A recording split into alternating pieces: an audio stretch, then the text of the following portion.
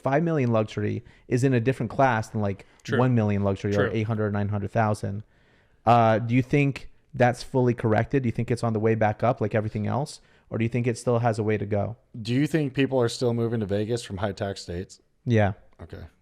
So I think it's going to continue going up. I think Vegas is a great place for real estate right now. And I think with what we're doing with not only the sports teams and, you know, all the economy drivers like the Super Bowl and F1 and everything is going to, you know, continue help build Vegas up. But you drive around town, look at all the industrial buildings, look at all the tech buildings coming in, you know, all the major tech offices moving into town.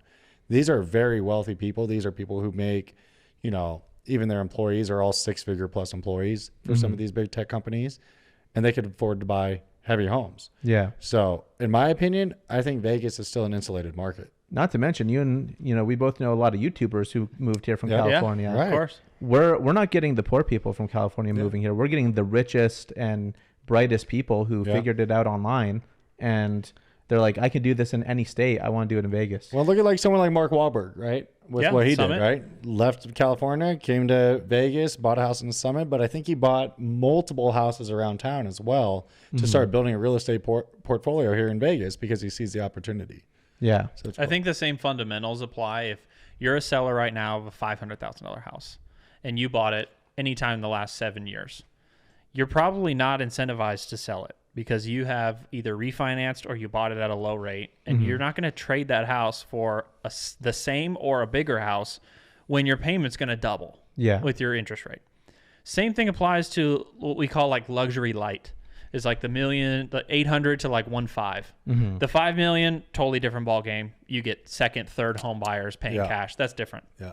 But the same thing applies to if I own an $800, $900 million, $1.5 million home, I probably have a mortgage on it. If I bought it in the last 5 to 7 years, I probably have a great rate. I don't want to trade that. So I don't think a lot of sellers are going to come on the market. And if we continue to experience similar levels of inventory, it's just economics. Yeah.